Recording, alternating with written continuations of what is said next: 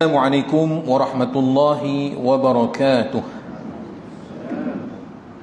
Alhamdulillahi wa kafa, wassalatullahi wassalamuhu ala rasulihil mustafa wa ala alihi wa sahbihi syurafa wa man tabi'ahum bi ihsanin ila yaumiddin wa wafa wa wafa. Rabbi syrah li sadri wa yassir li amri wahlul 'uqdatam min lisani yafqahu qawli. Subhanaka la ilma lana illa ma 'allamtana innaka antal alimul hakim wa la hawla wa la quwwata illa billahil aliyyil 'azim. Allahumma rabbana zidna 'ilman nafi'a warzuqna fahman wasi'a wa alhiqna bis-salihin. Ya Allah, ya Tuhan kami, tambahkanlah kami ilmu pengetahuan yang bermanfaat, rezekikanlah kami kefahaman yang luas, dan hubungkanlah kami bersama orang yang saleh. Amin ya rabbal alamin. Hadirin hadirat muslimin muslimat rahimakumullah, syukur kita panjatkan kehadrat Allah Subhanahu wa taala. Kita masih lagi diberikan kesempatan oleh Allah untuk hidup di atas muka buminya. Hari ini 3 hari bulan Januari, kita dah masuk tahun baharu 2024. Tapi setengah orang dia tak nak tulis 2024, dia tulis 2023A. Dalam kepercayaan orang Cina lah, dia kata nombor 4 tu kurang ong, tak berapa baik. Macam-macam lah kan. Jadi syukur kepada Allah Subhanahu Wa Taala. Allah Taala masih lagi panjangkan umur kita. Sedikit mukadimah sebelum kita masuk dalam pembicaraan tajuk kita pada malam ini.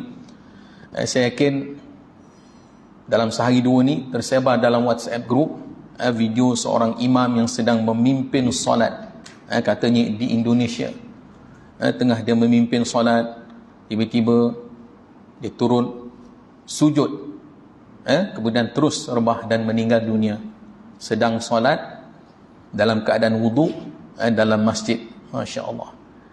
Inilah kematian yang dicemburui. Kita kena cemburu. Betul lah, bila saya dapat video tu, tuan-tuan dapatkan video tu kan dalam WhatsApp group, memang dah tersebar luah dah. Sepatutnya bila kita tengok video tu, terus kita doa, ya Allah, matikanlah aku sebagaimana engkau telah mematikan hamba-Mu ini. Macam mana dia mati, macam itulah juga kita nak minta Allah Ta'ala matikan kita. Allah mati dalam sujud dalam rumah Allah, dalam keadaan berwuduk, sedang mengimamkan salat. Allahu Akbar. Itulah kematian sangat indah, kematian sangat istimewa. Allahumma rzuqna syahadatan fi sabilik waj'al mautana fi baladi rasulika sallallahu alaihi wasallam. Saya teringat satu doa yang pernah dibacakan dan didoakan oleh Sayyidina Umar Al-Khattab, yang mana doa ini bagus untuk kita amalkan. Sayyidina Umar sentiasa berdoa, Allahumma rzuqni syahadatan fi sabilik. Ya Allah, rezekikanlah aku untuk mati syahid di jalan-Mu. Mati syahid dalam menyebarkan Islam, mati syahid dalam jihad fi sabilillah. Warzuqni waj'al mauti, dan jadikanlah kematianku fi baladi rasulika sallallahu alaihi wasallam, di negeri nabimu Rasulullah sallallahu alaihi wasallam, itulah di kota Madinah. Ini kalau orang yang ada impian, cita-cita nak supaya dia dimatikan di Madinah, berdoalah dengan doa ini. Kerana inilah doa yang sering dibaca dan diamalkan oleh Sayyidina Umar Al-Khattab radhiyallahu an. Dan akhirnya Allah Ta'ala memakbulkan doanya. Dia mati di Madinah dan jasadnya pula disemadikan bersebelahan khalifah yang pertama Sayyidina Umar Al-Khattab, dan juga itulah baginda Rasulullah sallallahu alaihi wasallam. Itulah orang yang mati di Mekah, di Madinah pun sama juga dipanggil kematian yang dicemburui. Kita kena cemburu dekat orang-orang yang Allah Ta'ala pilih mati di tempat-tempat yang mulia, mati dalam keadaan yang mulia, mati pada waktu yang mulia di sisi Allah Subhanahu wa Ta'ala. Itulah doa kita, harapan kita. Mudah-mudahan Sebab tahun 2024 ni entah-entah tahun kematian kita. Kita dah ada tarikh lahir dah, tapi tarikh mati tak tahu lagi. Entah-entah tahun ni, tahun 2024. Maka bersiap sedialah. Namun dalam persiapan kita, serilah kita bersangka baik, berdoa kepada Allah, moga-moga Allah Ta'ala mematikan kita dalam husnul khatimah.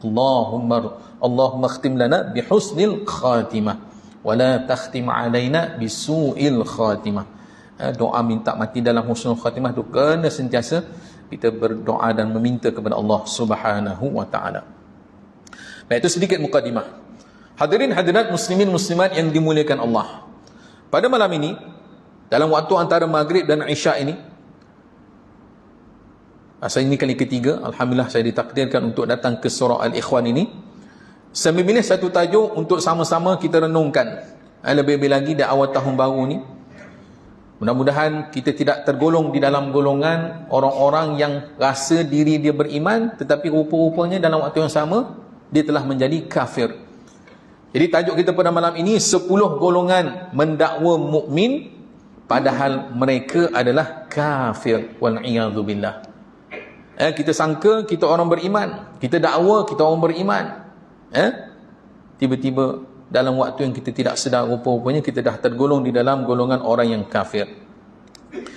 Rasulullah sallallahu alaihi wasallam bersabda. Baik, jadi tajuk kita pada malam ini adalah bersandarkan dan bersumberkan hadis Nabi sallallahu alaihi wasallam. Bukan daripada Al-Quran tetapi daripada hadis, bukan daripada sahabat, bukan daripada ulama, tetapi Nabi sendiri menyebutkan ada 10 golongan orang yang mendakwa diri dia seorang yang beriman, rupa-rupanya tanpa dia sedari dia telah terjadi ataupun tergolong di dalam golongan orang yang kafir. Baik, Nabi bersabda, "Ashratun min hadhihi al-ummah hum kuffarun billahil azim wa yadhunnuna annahum al-mu'minun." Nabi bersabda, ada 10 orang dari umat ini yang kafir terhadap Allah. Sebenarnya dia kafir, dia tak beriman kepada Allah. Allah yang mana? Allah yang maha agung, Al-Azim, Tuhan yang bersifat dengan keagungan, kebesaran. Wa yadhunnuna annahum al-mu'minun, namun mereka sendiri merasakan diri mereka orang yang beriman. Dia rasa dia orang beriman. Sebab nak jadi orang beriman ni, bagaimana kita sedia maklumlah, kena beriman dengan 6 rukun iman. Kan rukun iman ada 6 perkara. Apa dia yang pertama? Antu'mina billah, kamu beriman dengan Allah, beriman sungguh-sungguh, beriman sungguh-sungguh dengan Allah. Betulah nak beriman dengan Allah ni kena kenal Allah tu siapa. Allah tu Tuhan. Tuhan tu siapa? Allah. Tukar-tukar situ je kan. Betulah kalau orang belajar ilmu usuluddin, boleh sebut al-ilah, yang dimasukkan Tuhan adalah al-ma'budu bihaqqin, yang mesti kita sembah dengan sebenar-benarnya. Bila kita sebut la ilaha illallah, tiada Tuhan, yakni la ma'buda bihaqqin, tiada ada yang boleh disembah dengan sebenar-benarnya, illallah, melainkan Allah Subhanahu wa ta'ala. Jadi beriman dengan Allah, kenal nama Allah tu siapa, dia Tuhan kita, dan nama, sifat-sifatnya, asma'nya, nama-namanya dan juga af'alnya. Itu dibahaskan dalam ilmu usuluddin. Yang kedua, lepas beriman kepada Allah, beriman kepada apa rukun iman yang kedua? Antu'mina billah. Lepas beriman kepada Allah, apa dia rukun iman yang kedua? Wa malaikatihi wa kutubihi wa rusulihi. So kalau bersandarkan hadis yang kedua dalam hadis 40 Imam An-Nawawi itu kan, hadis Arba'in, bila malaikat Jibril yang datang berupa seorang lelaki berjumpa dengan Rasulullah, Jibril kata, akhbirni 'anil Islam, akhbirni 'anil iman. Kan Jibril datang tanya kepada Nabi, apakah yang dikatakan Islam, apakah yang dikatakan iman. Maka bila sebut tentang iman, Nabi menjawab, antu'mina billah wa malaikatihi wa kutubihi wa rusulihi wal yaumil akhir wa bil qadri khairihi wa syarrihi minallahi ta'ala. Itu hadis yang disebutkan oleh Nabi SAW sebagai menjawab pertanyaan malaikat Jibril. Jadi yang kedua, beriman dengan malaikat. Kita kena percaya ada malaikat yang sentiasa memerhati, melihat gerak-geri kita. Kena kenal nama-nama malaikat, apa tugas-tugas malaikat. Kena belajar balik ilmu usuluddin. Yang kita kenal malaikat Jibril menyampaikan wahyu. Lagi apa? Malaikat muka nakir kan, malaikat raqib atid, malaikat maut.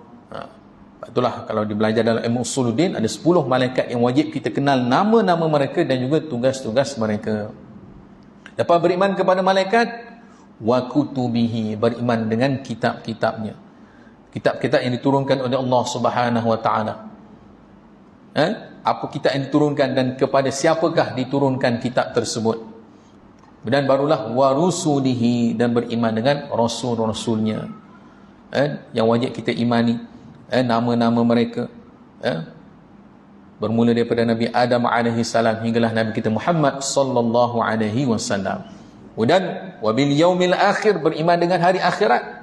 Kita kena yakin dan percaya adanya hari akhirat. Dan yang terakhirnya adalah rukun iman yang keenam. Kita kena yakin dan percaya sungguh-sungguh baik buruk hakikatnya semuanya daripada Allah. Walaupun ada kadang-kadang keburukan itu datang daripada kelemahan diri kita sendiri. Itu dikatakan orang yang beriman. Jadi dalam hadis ini Nabi bersabda, ada 10 orang dari umat ini, umat Nabi, umat baginda sallallahu alaihi wasallam, yang kafir terhadap Allah yang Maha Agung, namun mereka sendiri berasa mukmin.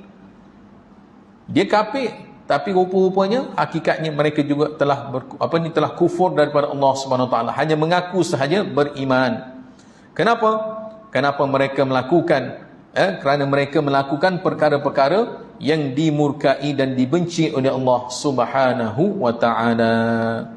Lebih-lebih lagi di penghujung hadis ni pula nanti dia akan sebut, sekiranya dia meyakini bahawa perbuatan-perbuatan ini seolah-olahnya halal, sedangkan perkara itu haram, tetapi mereka telah menukar hukum Allah daripada haram menjadi halal, maka ia akan menjadi kafir secara terang-terangan. Baik, jadi siapakah golongan-golongan yang disebutkan oleh Nabi sallallahu alaihi wasallam ini? 10 golongan yang disabdakan oleh Nabi. Yang pertamanya Nabi bersabda, al-qatilu li muslimin aw dhimmiyin bighairi haqqin.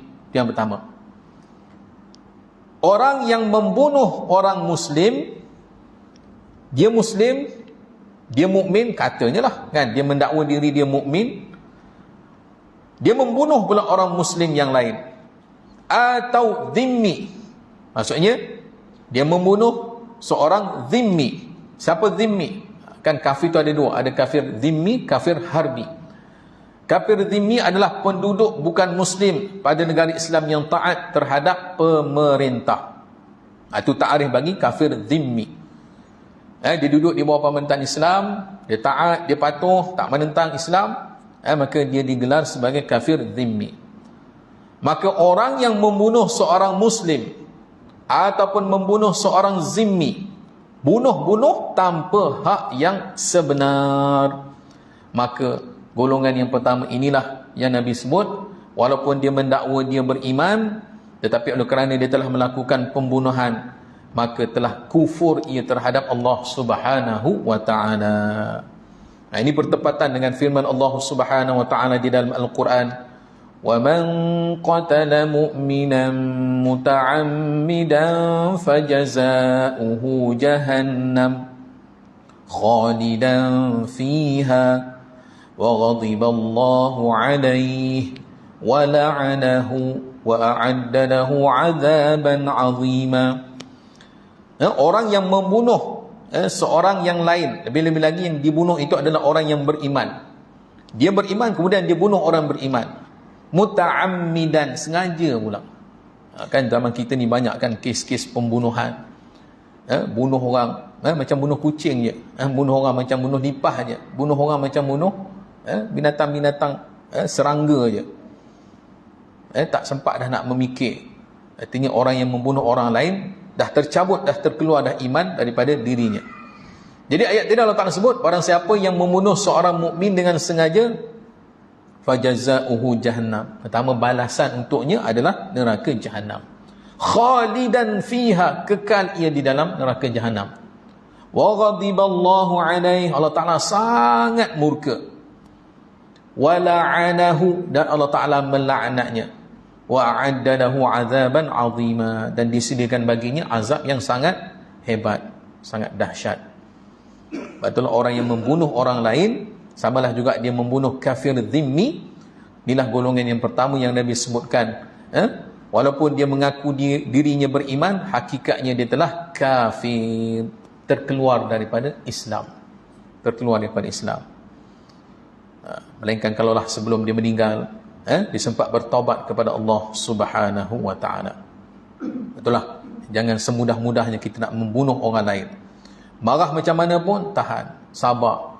Jangan sampai ke peringkat membunuh. Baik, itu pertama. Yang kedua, Nabi bersabda, was-sahir, orang yang penyihir, tukang sihir. Tukang sihir.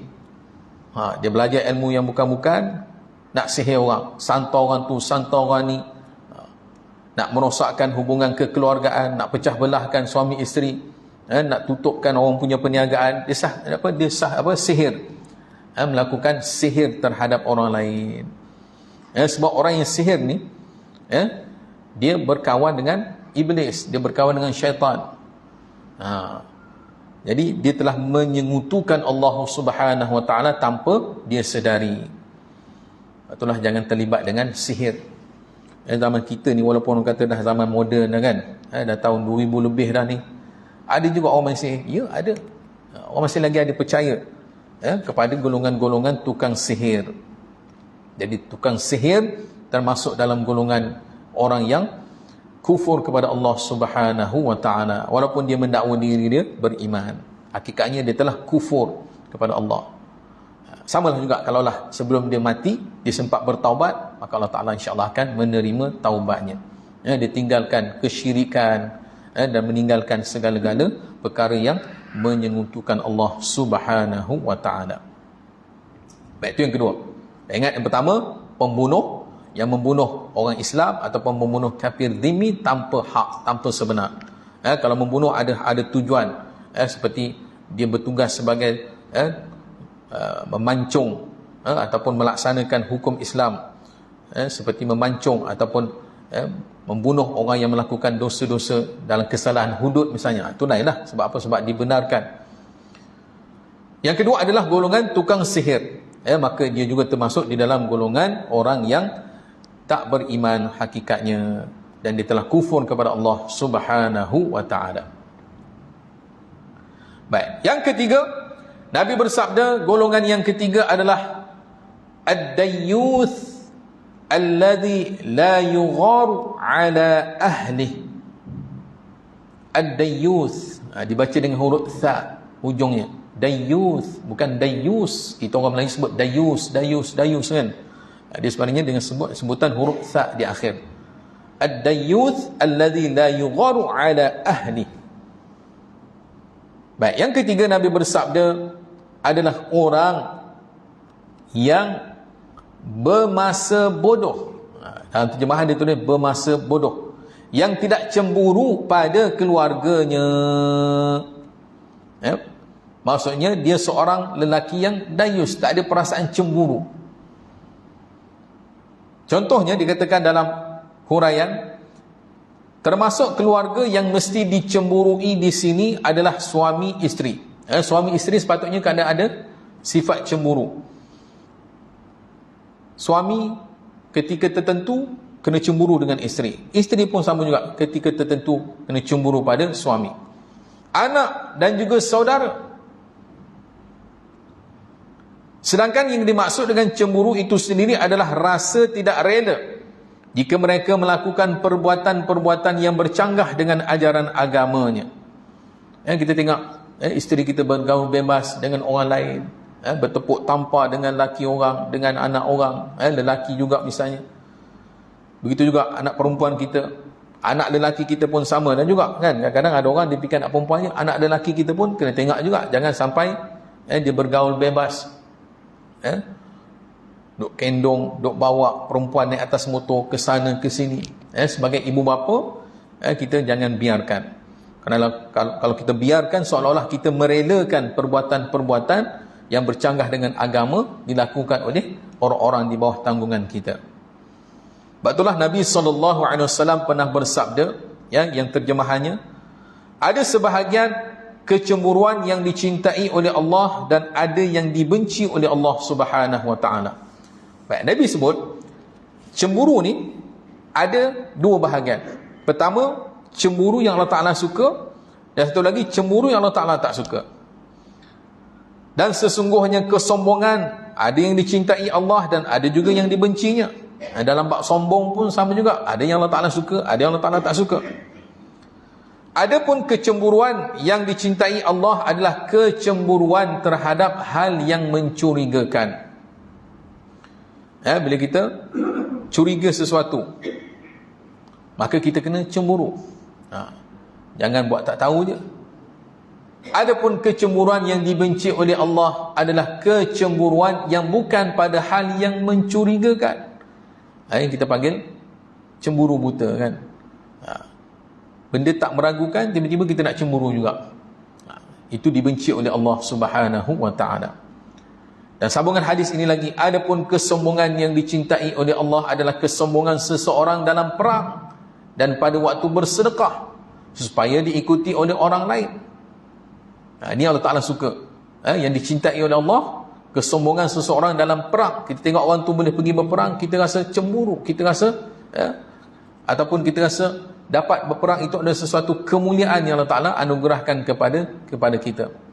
Dan begitu juga pada waktu bersedekah. Bila kita boleh bersedekah, kita tolong orang lain, kita rasa bersyukur Allah Ta'ala berikan taufik hidayah kepada kita untuk bersedekah.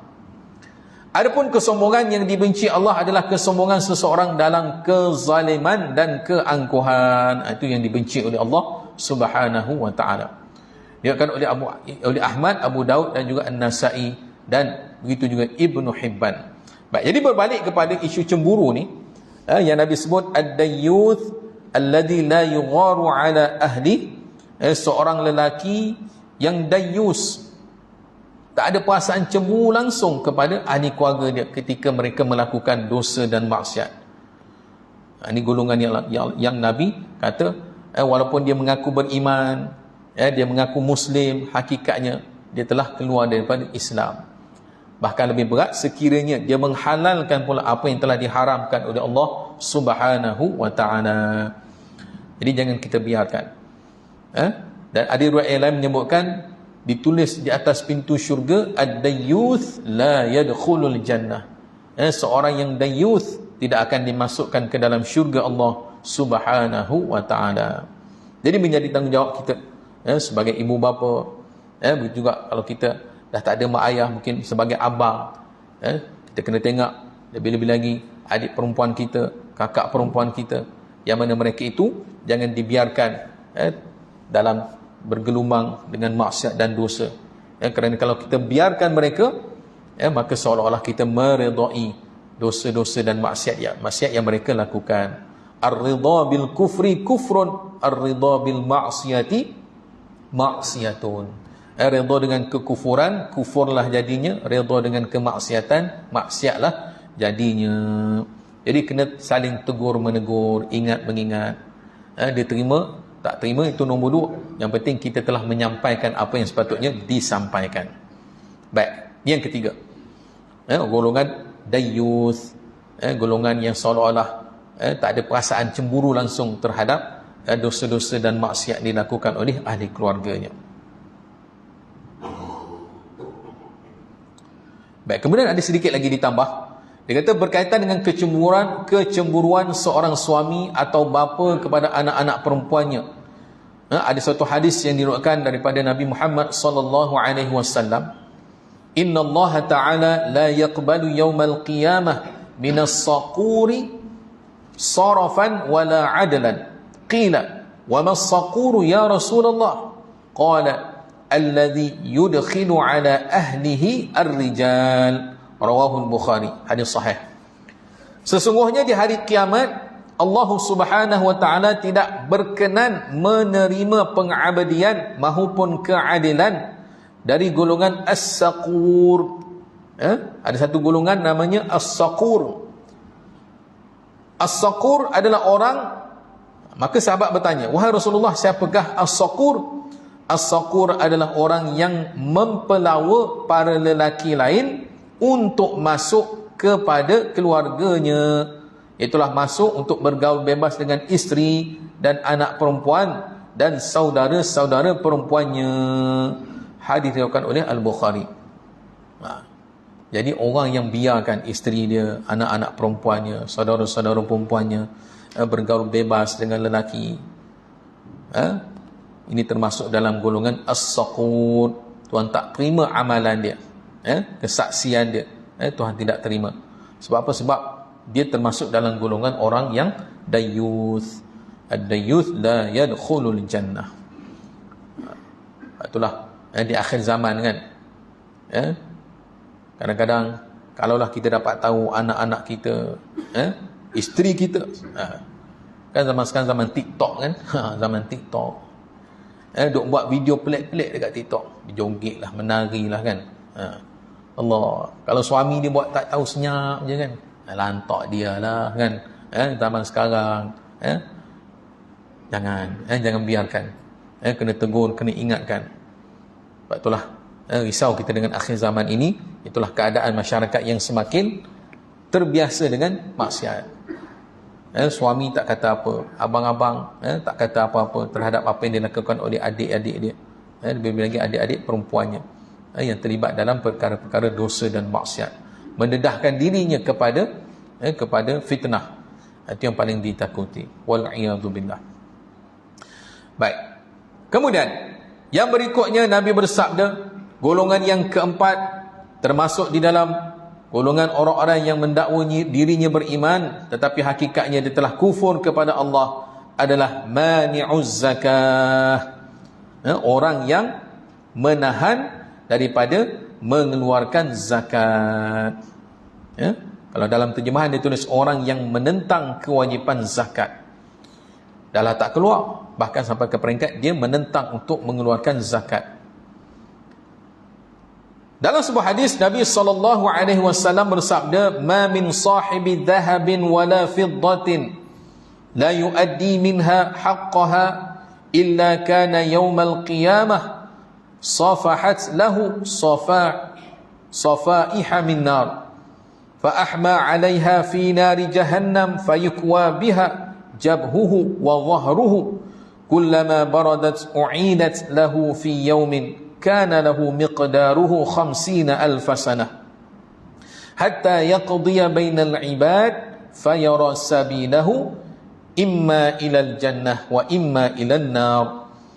Nabi bersabda, tidak ada yang mempunyai emas dan perak yang tidak memberikan haknya, yakni dia tidak mengeluarkan zakat. Emas, perak, kalau kita ada emas, perak dengan haul dan nisab yang telah ditetapkan, tak kita keluarkan zakat, melainkan apabila pada hari kiamat dibuatkan baginya lembaga-lembaga daripada api, lalu dipanaskan dengan api neraka Jahannam, lalu disetrika, yakni disapukan keningnya dan juga punggungnya. Jika telah dingin, maksudnya dah sejuk, maka dipanaskan lagi pada hari yang ukurannya 50,000 tahun, hinggalah semua perkara di antara sesama hamba telah diputuskan. Kemudian ia melihat jalannya sama ada ke syurga ataupun ke neraka. Inilah balasan azab bagi orang yang menahan zakat. Begitu juga yang menentang untuk mengeluar zakat yang sepatutnya wajib dia kena keluarkan. Baik. Seterusnya Nabi bersabda golongan tadi yang pertama al-qatil, yang kedua sahir wad-dayyuth, kemudian yang keempat adalah mani'uz zakah, yang kelima adalah syaribul khamri, orang yang meminum khamar, yakni orang yang meminum arak. Ini sedia maklum, meminum arak adalah termasuk daripada dosa besar. Dan dikiaskan minum arak termasuklah yang memabukkan, yang menghilangkan akal yang lain seperti dadah, dan juga perkara-perkara yang menyebabkan berlakunya kerosakan, kefasadan di atas muka bumi Allah Subhanahu wa taala. Jadi syaribul khamr, dia meminum arak dalam keadaan menyebabkan dia mabuk, dan bila dia mabuk dia menyusahkan kehidupan orang lain. Kan ada kes-kes memandu dalam keadaan mabuk, langgar habis orang sampai mati. Sebab apa? Kesan daripada minum arak. Jadi tinggalkanlah, jangan terjebak dengan minum arak. Sehingga kan ayat yang memerintahkan arak ini diharamkan bila turun pada sahabat yang ketika itu, seolah-olah arak ini menjadi minuman kebiasaan bagi mereka. Bila Tuhan turunkan perintah larangan minum arak, terus mereka pecahkan bekas-bekas, takar-takar, tempayan-tempayan yang menyimpan minuman arak kerana patuh kepada perintah Allah Subhanahu wa taala. Jadi syaribul khamr, orang yang meminum khamar, meminum arak, juga termasuk daripada 10 golongan orang-orang yang walaupun dia kata dia beriman, tetapi hakikatnya dia telah kufur kepada Allah Subhanahu wa ta'ala. Baik. Seterusnya Nabi SAW bersabda, siapakah lagi golongan yang termasuk daripada 10 golongan yang mendakwa dirinya beriman tetapi rupa-rupanya dia telah kufur? Itulah golongan yang disebut man wajaba alaihil hajju falam yahijja. Orang yang telah berkewajipan haji tetapi tidak menunaikan haji. Syarat-syarat haji itu dah ada pada diri dia. Kan Allah Ta'ala perintahkan, kan? Man istata'a ilaihi sabila. Haji ni bagi orang yang cukup syarat-syarat istita'ah. Dibahaskan oleh ulama, apakah yang dimaksudkan dengan istita'ah? Sihat dari segi tubuh badannya, ada masa, ada kenderaan, ada kewangan pergi balik. Begitu juga untuk yang ditinggalkan di tanah air, cukup. Tapi tak pergi-pergi juga haji. Tapi kadang-kadang ada orang dia beralasan, kuota tak ada ustaz. Kuota itu bagi golongan yang mana, kan? Golongan-golongan orang B40 kan. Kita orang T20 ni tak perlu tunggu kuota lah, ambil je mana-mana package. Tapi kalau boleh carilah package yang betul-betul, kita boleh bayar dengan package yang mahal, tak perlu nak tunggu yang muassasah ataupun yang tabung haji. Sekarang ni banyak dah orang buat, tapi kena berhati-hati, pastikan package itu package yang betul-betul ada, dan itu juga menepati syarat-syarat dan rukun-rukun serta wajib-wajib haji yang sempurna dilakukan. Jadi dia dah wajib haji tetapi dia tidak mengerjakan haji. Wajaba alaihil hajju falam yahijja. Syarat untuk wajib haji itu dah sempurna dah lengkap dah, tapi sengaja lengah-lengah, tak apalah, nanti dululah, nantilah kita dah tua besok barulah kita pergi haji. Jangan kalau kita dah cukup, usahakan. Sebab kalau kita ikut kuota tabung haji ataupun giliran, memang lambat lah kan? Daftar hari ni, daftar 20 tahun 30 tahun baru dapat kan. Sekarang ni ada berbagai-bagai cara yang memungkinkan untuk kita melaksanakan ibadat haji, tak ganggu pun, tak kacau pun kuota yang tabung haji tu. Yang penting fulus, al-fulus lulus, insyaAllah kan. Ada duit, insyaAllah semua boleh jalan. Ada pintu-pintunya, ada jalan-jalan dan kemudahan-kemudahannya. Jadi jangan berlengah. Baik. Seterusnya Nabi SAW bersabda, golongan yang termasuk dikatakan mendakwa dirinya beriman tapi hakikatnya telah kufur kepada Allah adalah as-sa'i fil fitani. As-sa'i fil fitani, orang yang menyalakan api fitnah. Asal mana sa'i ni? Berjalan. Kan orang pergi umrah kan, di haji dipanggil sa'i antara Safa dan Marwah kan. Sa'i ni maksudnya berjalan. Jadi kerja dia berjalan ke sana ke sini, menyebarkan fitnah. Duk cerita kat orang tu macam ni, duk cerita pula kat orang ni macam ni. Dia jadi, orang kata, TV bergerak, telefon bergerak, berita panas-panas lagi ni. Dia tahu, saya nak cerita ni tentang orang tu, tentang orang ni. Fitnah. Allahu Akbar. Sebab itulah, jangan terlibat dengan fitnah. Tapi zaman kita sekarang ni, jarang dah orang melepak-lepak depan pintu, depan tangga, untuk menyebarkan fitnah. Tapi dia sebar fitnah dalam mana? Dalam WhatsApp group kan, dalam Facebook, macam-macam. Jadi jangan kita terjebak dengan fitnah. Itulah Allah Ta'ala berfirman, wal fitnatu asyaddu minal qatl. Fitnah itu lebih bahaya, lebih dahsyat, lebih teruk daripada membunuh. Sebab fitnah itu memburukkan dan mengaibkan orang. Bukan hanya orang yang diaibkan sahaja, bahkan keturunan dia, ahli keluarganya juga turut terpalit dengan fitnah yang disebarkan. Jadi as-sa'i fil fitani, orang yang menyalakan dan menyebarkan api fitnah, termasuk di dalam golongan orang yang walaupun dia mengaku beriman, hakikatnya dia telah kufur kepada Allah Subhanahu wa ta'ala. Baik, kita berhenti untuk laluan azan isyak, kemudian kita akan sambung sikit lagi. Baik, silakan. 8.31.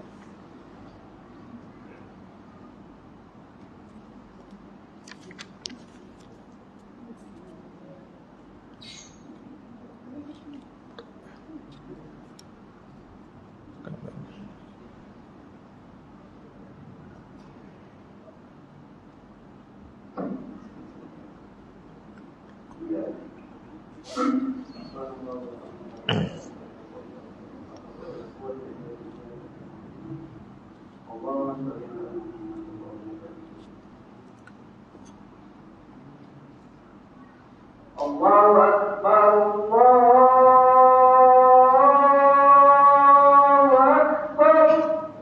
Akbar.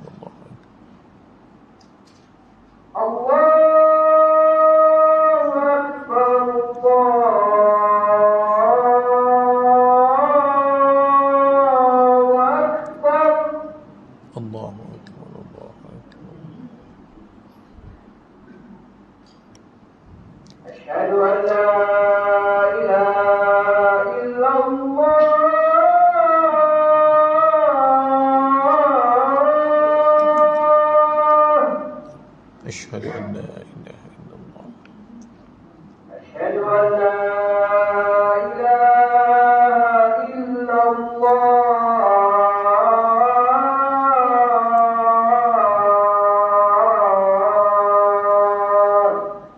أشهد أن لا إله إلا الله. أشهد أن محمدا رسول الله.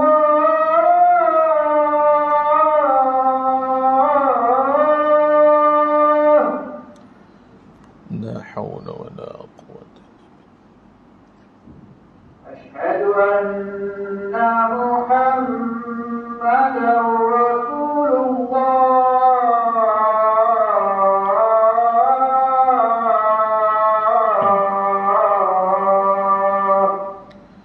لا حول ولا.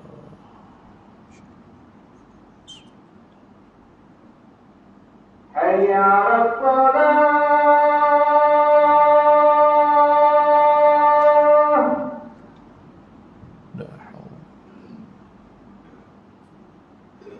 حي على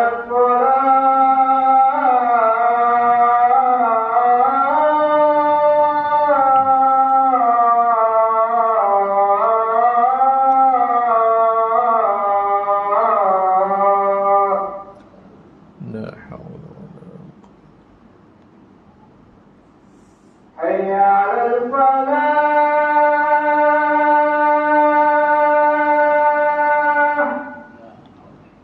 لا حول.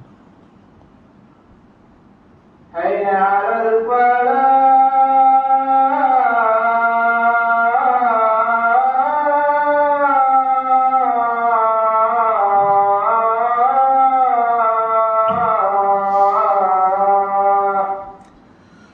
لا حول. الله أكبر. الله أكبر. الله أكبر.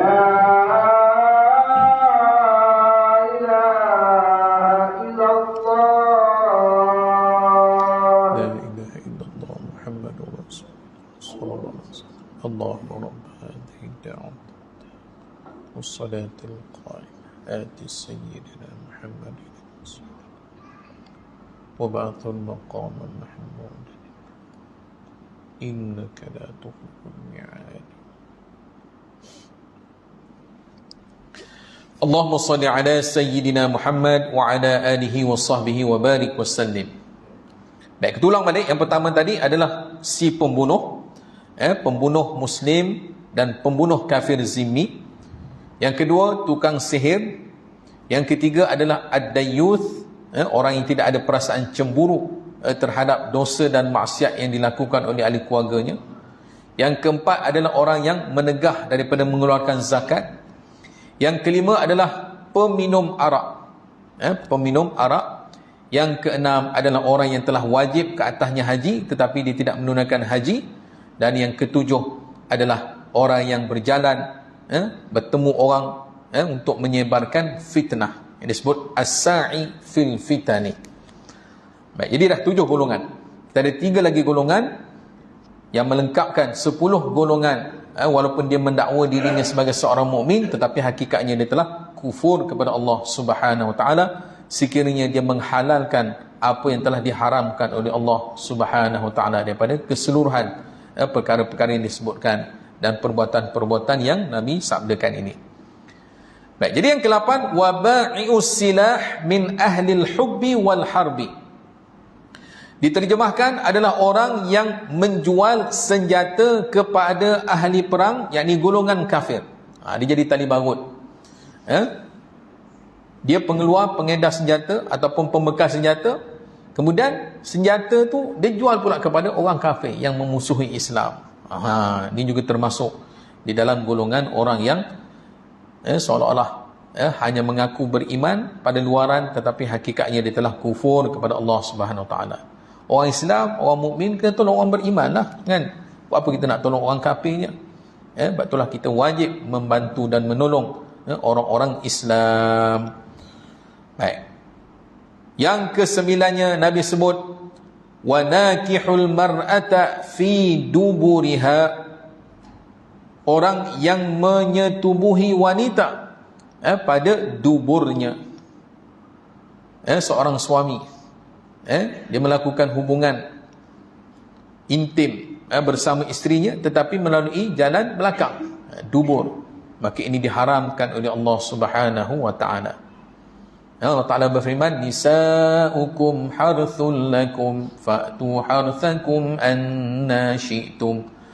Perempuan-perempuan kamu, yakni isteri-isteri kamu, harthul lakum, ibarat tempat kamu bercucuk tanam. Fa'tu harthakum anna syi'tum. Ikutlah macam mana cara sekalipun kamu nak mendatangi isteri-isteri kamu. Jangan melalui dubur, sudah kan? Dilarang oleh Allah Subhanahu wa taala. Sebab itulah pesanan-pesanan ini perlu dipesankan kepada orang-orang yang berkahwin, terutama yang baru-baru kan. Saya ingat satu ketika saya pernah hadir dalam satu majlis perkahwinan ataupun pernikahan. Kan dia disunatkan menyampaikan khutbah nikah kan. Tapi khutbah nikah imam yang saya hadir tu, masya-Allah, dia tak pakai teks, dia cakap direct je. Nak bergaul dengan isteri silakan, satu je tak boleh, jangan ikut dubur. Cakap tu terang kan. Sebab itu adalah haram, dosa besar. Dan kalau dia menghalalkan pula, maka kufur ia kepada Allah Subhanahu wa taala. Seolah-olah dia telah melakukan liwat terhadap isterinya. Baik, itu yang ke-9. Dan yang terakhir, Nabi SAW bersabda, wa nakihu dhati rahimin muharram, orang yang menyetubuhi saudara mahramnya sendiri, yang kita panggil sumbang mahram. Sumbang mahram, ayah bersetubuh dengan anak perempuannya sendiri, mak bersetubuh dengan anak lelakinya sendiri, ini dia panggil sumbang mahram. Betullah sebutan mahram, itu sebutan yang betul, bukan muhrim kan. Kalau muhrim orang yang dalam ihram, kalau mahram itulah orang yang haram kita bernikah dengannya. Kalau muharram, itu nama bulan kan. Mim haram, mim tu kalau tukar baris sikit je berubah makna. Muharram nama bulan, mahram yang haram nikah, muhrim orang yang dalam ihram, sama ada ihram haji ataupun ihram umrah. Jadi yang ke-10 yang terakhir Nabi bersabda adalah orang yang menyetubuhi saudara mahramnya sendiri. Ini juga termasuk dalam dosa-dosa besar. Dan kalaulah dia melakukan itu dalam keadaan dia kata boleh, halal, Islam benarkan, maka telah kufurlah ia kepada Allah Subhanahu wa taala. Patutlah di penghujung hadis ini Nabi bersabda, in alima, sekiranya dia mengetahui, dia tahu, tapi buat juga, hadhil af'al halal, perkara-perkara yang disebutkan ini sedangkan itu haram, tapi dia ubah daripada halal ditukar jadi haram, daripada haram jadi halal, la kafara, maka Nabi bersabda maka dia menjadi kafir. Orang yang menghalalkan apa yang diharamkan oleh Allah terus kufur, kafir dia, kerana dia mengubah hukum Allah Subhanahu wa taala. Baik, jadi kesimpulannya, tuan-tuan dan puan, hadirin hadirat muslimin muslimat yang dimuliakan Allah, tajuk yang kita bahaskan dan kita kongsikan pada malam ni yang Nabi bersabda 10 golongan yang mendakwa dirinya beriman. Dia kata saya beriman, saya beriman, saya beriman, tapi rupa-rupanya dia telah kufur kepada Allah Subhanahu wa taala. Ni sebenarnya 10 ni bukan 10 ni saja, sebenarnya banyak lagi. Kalau dalam kitab-kitab dia panggil kitab dosa-dosa besar, dia panggil kitab kabair yang membicarakan tentang dosa-dosa besar. Apa yang disebutkan ni pun dah dosa-dosa besar, tapi banyak lagi sebenarnya. Yang ni hanya 10 yang disebutkan oleh Nabi SAW. Kalau yang lain tu banyak lagi. Poinnya, kalaulah dia telah menghalalkan apa yang diharamkan oleh Allah, la kafara, maka kafirlah ia. Apa perkara sekalipun. Tuhan kata ni haram, haram, haram. Tiba-tiba dia kata tak apa, boleh, halal, maka kufurlah ia. Sebab apa? Sebab perkara itu telah dijelaskan oleh Allah dalam Al-Quran. Tiba-tiba dia pergi halalkan. Tuhan kata ini haram, tiba-tiba dia halalkan. Maka orang yang menghalalkan apa yang telah diharamkan oleh Allah termasuklah orang-orang yang telah kufur, menentang apa yang telah ditetapkan oleh Allah Subhanahu wa taala. Samalah dia menentang Allah. Tuhan kata begini, dia ubah. Jadi orang yang mengubah apa yang telah ditetapkan, ditentukan oleh Allah Subhanahu wa taala, kufurlah ia. Jadi inilah yang dapat sama-sama kita dengar apa yang disabdakan oleh Nabi sallallahu alaihi wasallam, 10 golongan. Mudah-mudahan kita tak termasuklah dalam salah satunya. Yang penting malam ni kita dengar, kita faham, kita tahu, dan sampaikan juga kepada yang lain. Bagi saya lah, daripada 10 perkara ni, satu je yang saya nak ambil, yang paling penting lah kalau bagi saya, itulah as-sa'i fil fitani, orang yang berjalan di muka bumi menyebarkan fitnah. Sebab zaman kita ni kan zaman fitnah. Kadang-kadang kita ni mudah sangat nak sebarkan berita itu, berita ini, tanpa menyelidiki, tanpa semak dahulu. Sedangkan Islam mengajar kita, bila kita dapat sesuatu berita, ya ayyuhalladzina amanu in ja'akum fasiqun binaba'in fatabayyanu.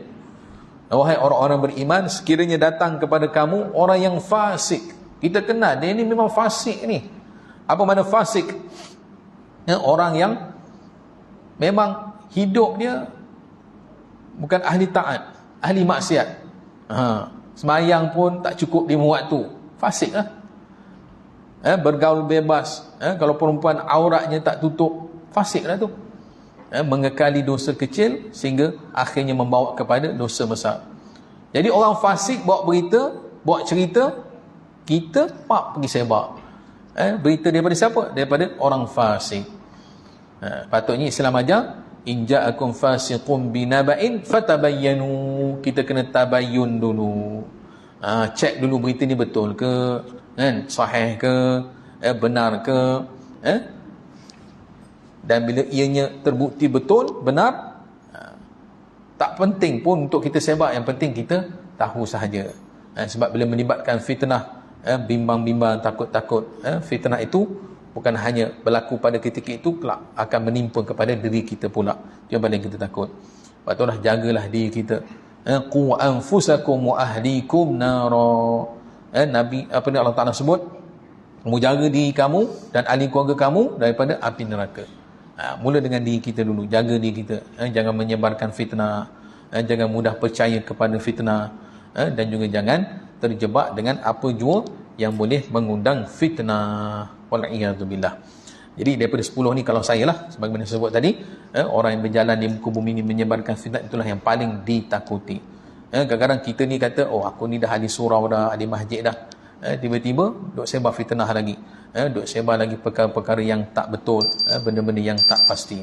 Wal'iyadzubillah. Tak ada maknanya kita kata kita ni orang surau, orang masjid, ke sana ke sini, seolah-olah menggambarkan kita ni berpakaian dengan pakaian Islam, tetapi kita juga terjebak dengan perkara yang fitnah, yang boleh mengundang kemurkaan Allah Subhanahu wa taala. Yang lain-lain tu janganlah, ataupun berlaku juga dalam masyarakat, tetapi yang pentingnya adalah fitnah. Di akhir zaman ini mudah sangat seseorang itu mencipta fitnah, kemudian dia menyebarkan akan fitnah, dan begitu juga akhirnya rosak dan musnahlah kedudukan ataupun musnahlah keharmonian dalam sesuatu tempat, kawasan dan sebagainya. Wallahu alam. Jadi itulah yang dapat disampaikan. Mudah-mudahan Allah Ta'ala memberikan ilmu dan kefahaman kepada kita, dan boleh kita kongsikan juga kepada yang lain-lain. Moga-moga orang yang tak hadir boleh memahami, lebih faham daripada apa yang kita faham daripada sabdaan Nabi sallallahu alaihi wasallam. أقول قولي هذا وأستغفر الله العظيم لي ولكم. السلام عليكم ورحمة الله وبركاته. أعوذ بالله من الشيطان الرجيم. بسم الله الرحمن الرحيم. الحمد لله رب العالمين، والصلاة والسلام على أشرف الأنبياء والمرسلين وعلى آله وصحبه أجمعين. اللهم إنا نعوذ بك من علم لا ينفع، ومن قلب لا يخشع، ومن نفس لا تشبع، ومن دعوة لا يستجاب لها. Ya Allah, ya Tuhan kami berlindung denganmu ya Allah daripada ilmu yang tidak bermanfaat, daripada hati yang tidak khusyuk, daripada nafsu yang tidak pernah berasa kenyang dan puas, dan daripada doa yang tidak diperkenankan. Rabbana la tuzigh qulubana ba'da idh hadaitana wa hab lana min ladunka rahmah innaka antal wahhab. Rabbana atina fid dunya hasanah وفي الآخرة حسنة وقنا عذاب النار. وصلى الله على سيدنا محمد وعلى آله وصحبه وبارك وسلم والحمد لله رب العالمين. تقبل الله منكم.